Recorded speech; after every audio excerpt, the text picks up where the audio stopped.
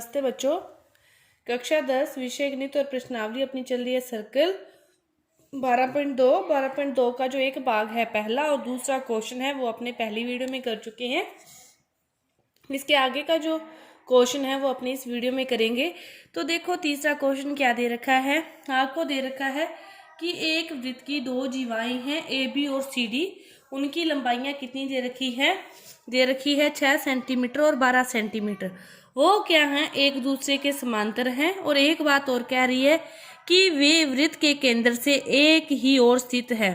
आप यहाँ पे कोई भी सर्कल बना लोगे, बना लिया, ये क्या है इसका केंद्र है, दोनों एक ही ओर है, तो एक यहाँ होगी और एक क्या होगी इसके नीचे। मान लो ऊपर वाली क्या होगी, उसकी लंबाई बड़ी होगी, नीचे वाली की छोटी होगी। तो इसको 12 सेंटीमीटर मान लो, ये क्या मान ली 6 सेंटीमीटर मान ली। और इनके बीच की दूरी, इन दोनों के बीच की दूरी ये कितनी है 3 है। और अपने को क्या फाइंड करनी है त्रिज्या। तो ये भी क्या है त्रिज्या, ये भी क्या है त्रिज्या, क्योंकि केंद्र से परिधि पर बिंदु ये है, परिधि पर बिंदु ये है। इसका मान भी क्या मान लो x, इसको भी x मान लो। और ये अपने को नहीं पता ऊपर वाली, इसको क्या मान लिया y मान लिया। ठीक है, इतना हो गया। अब ये केंद्र से लंब खींचा गया है, तो ये इसको भी दो समान भागों में विभाजित करेगा, इसको भी। ये 6 है तो ये भी कितनी हो जाएगी 3 3, ये 12 है तो ये वाली लंबाई कितनी हो जाएगी 6, और ये वाली भी कितनी रह जाएगी अपने पास 6 रह जाएगी। डायग्राम समझ में आ गया तो आपका क्वेश्चन हल हो गया। मेन क्या है डायग्राम है, डायग्राम समझ में आते ही आपका जो सारा क्वेश्चन है वो हल हो गया। तो कैसे भी ले लो, पहले अपने समकोण त्रिभुज है ये वाला भी, तो इसको लेते हैं। इतने समकोण त्रिभुज को x क्या है कर्ण है, एक ये भुजा और एक ये 6 है। ठीक है, अब कर्ण का स्क्वायर क्या होता है, x का जो स्क्वायर होता है वो किसके बराबर होगा 6 के स्क्वायर के और प्लस y का स्क्वायर। 6 का स्क्वायर और प्लस y का स्क्वायर, आपके पास समीकरण नंबर 1 बन गई। ठीक है, अब दूसरा त्रिभुज ले लो, ये वाला, ये भी समकोण त्रिभुज है, यहाँ पे ये लंब है इस पर, तो इसकी ये वाली भुजा तो x ही है। और इस भुजा की बात करें, ऊपर वाली कितनी है y और बीच की दूरी कितनी है 3, तो ये पूरी भुजा क्या हो जाएगी y प्लस 3, और ये वाली भुजा भी कितनी है 3। तो x स्क्वायर बराबर होगा किसके 3 का स्क्वायर प्लस y प्लस 3 के स्क्वायर के बराबर होगा समीकरण नंबर 2। समीकरण नंबर 2। अब देखो y इक्वेशन 1 व 2 से दोनों ही x स्क्वायर की वैल्यू है, दोनों को इक्वल रख सकते हैं। तो y equation first and second से, तो 6 प्लस वाई स्क्वायर इक्वल होगा 3 स्क्वायर प्लस y प्लस 3 का स्क्वायर।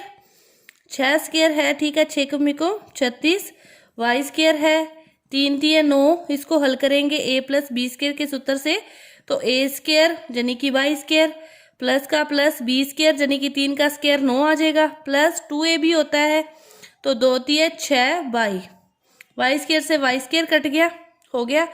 अब देखो ये 6 बाई है, 9 और 9 कितने हो गए 18, 18 दूसरी साइड जाएंगे, 9 9 18 है, इधर 36 पड़े हैं, 36 में से 18 जाएंगे, 6y बराबर किसके आ जाएगा फिर 36 में से 18 के तो 18 के। यहाँ से y की वैल्यू निकालोगे तो 18 में क्या करोगे 6 का भाग दे दिया, अपने पास y की वैल्यू कितनी आ गई 3 सेंटीमीटर। अपने को निकालनी क्या है त्रिज्या निकालनी है। अब इसमें से किसी में भी रख दो, x क्या है त्रिज्या मानी है ना अपने, तो x स्क्वायर इक्वल टू क्या है 6 square plus y square. x square equal to 6 का 36 प्लस y की वैल्यू 3 है, 3 3 9, 36 और 9 को जोड़ा तो कितना हो गया 45। x स्क्वायर इक्वल टू क्या आ गया 45, 45 आ गया। 45 को क्या लिख सकते हो 9 गुना 5। अपने को x की वैल्यू निकालनी है, तो अंडररूट 9 गुना 5, 9 का वर्गमूल कितना होता है 3, और 5 क्या आ जाएगा अंदर वैसे का वैसे। तो जो त्रिज्या आई है वो इसकी क्या आई है 3√5 सेंटीमीटर की। डायग्राम समझ में आते ही आपका क्वेश्चन हल हो जाएगा। अब देखो सेम है, सौखा सा बिल्कुल इजी सा क्वेश्चन आपका 4 नंबर। आकृति आपको इस प्रकार दे रखी है, ए बी और सी डी दो जीवाएं हैं, दोनों कहाँ प्रतिच्छेद करती है ई पर प्रतिच्छेद करती है। आपको सिद्ध करना है कि जो चाप है डी ए वो चाप है सी बी के बराबर है, इसको सिद्ध करना है। तो देखो अपने को सिद्ध करना है डीए चाप है वो किसके बराबर है, सीबी के। तो देखो इसके लिए आपको जो दिया हुआ है वो क्या दिया हुआ है कि जो ए बी और सी डी जीवाएं हैं वो क्या है, समान है। अपने क्या समान है जीवाएं, कौन सी, ए बी और जो सी डी है, जीवा ए बी और जीवा सी डी क्या है, समान है। ठीक है, अब इसको अपने बी ए भी लिख सकते हैं और सी डी की ये क्या है, समान है। बी ए और सी डी समान है, तो ये बी ए और सी डी जीवाएं समान है, तो इनके जो बी ए और सी डी का फिर जीवाएं समान है, तो उनके जो द्वारा जो चाप होंगे वो समान होंगे। तो ये कौन से चाप हैं, लघु चाप अपने कह सकते हैं कि बी ए का जो लघु चाप है वो इक्वल है लघु चाप सी डी के, कि बी ए का लघु चाप इक्वल है सी डी के लघु चाप के। और जो बी डी और बी डी है ये तो दोनों में है, लिख सकते हैं अपने सीधा यूबेनिस्ट है, बराबर है। तो जो बी डी का जो चाप है बी डी के बराबर लिख सकते हैं, क्योंकि दोनों एक ही चीज को अपने दो बार लिख सकते हैं कि उसके बराबर है, 5 5 के बराबर है, 6 6 के बराबर है, वही बात होगी कि ये बराबर है। अब क्या करो, इसमें से इसको घटा दो, क्या करो कि बी ए में से आप क्या करो, माइनस कर दो बी डी को इधर से भी, और सी डी में से भी क्या कर दो, बी डी को माइनस कर दो। अब देखो कि बी ए ये रहा, ये वाला बी ए, इसमें से इस बी डी को हटा देना है, इसको माइनस कर देना, तो पीछे क्या बच गया, ए डी या डी ए, कुछ भी बी ए लिया है, बी ए में से इसको घटा रहे हो तो क्या बचेगा, फिर डी ए बचेगा, डी ए बच गया चाप। इसी तरह क्या है सी डी में से इसको कम कर रहे हो तो पीछे क्या बच जाएगा, सी बी। यही हो गया कि जो चाप है डी ए वो बराबर है चाप किसके, सी बी के। ठीक है, ये आपका क्वेश्चन था चौथा, ये पूरा हुआ। इसके बाद देखते हैं अपने 5वां क्वेश्चन। देखो क्या दे रखा है, 5वां क्वेश्चन दे रखा है कि आकृति दे रखी है और ए बी और जो सी डी है वो क्या है, समान जीवाएं हैं और वृत्त का केंद्र है ओ, और फिर ये ओ एम और ओ एन इस पर लंब होंगे कि यदि जीवाएं समान है, क्या दे रखा है आपको कि जो जीवाएं हैं ए बी और सी डी क्या है, समान है। अपने पर में भी पढ़ी थी कि यदि जीवाएं समान है तो केंद्र से उनकी दूरी क्या होगी, समान होगी। तो ओ एम भी किसके बराबर होगा, ओ एन के। बस इतनी सी बात पकड़ में आ गई, क्वेश्चन हल।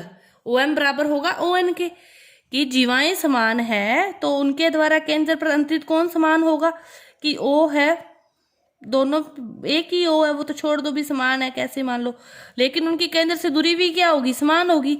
तो ये दूरी इसकी लंबा दूरी ओ एम, ये इसकी ओ एन। त्रिभुज ओ एम ओ एन की बात करें, अपने त्रिभुज एम ओ एन की बात करें, दो भुजाएं बराबर है, ओ एम किसके बराबर है, ओ एन के।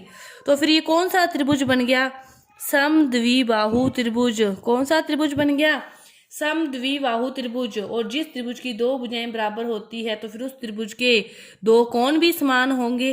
तो फिर कोण ओ एम एन बराबर कोण ओ एन एम, कि ओ एम एन कोण ओ एन एम कोण के क्या होगा, फिर बराबर होगा, क्योंकि समद्विबाहु त्रिभुज है। आप एक ही बात देखोगे कि इनकी दो जीवाएं समान है, दोनों जीवाएं समान है तो केंद्र से उनकी दूरी समान है, दो भुजाएं समान होगी एक त्रिभुज की, तो फिर ये त्रिभुज कौन सा बन गया, समद्विबाहु त्रिभुज बन गया। तो इसके द्वारा फिर अंतिम कोण भी क्या होंगे, समान होंगे। तो आपके ये जो 5 तक के क्वेश्चन है पूरे हुए। आगे के जो क्वेश्चन है वो अपने अगली वीडियो में करेंगे। धन्यवाद।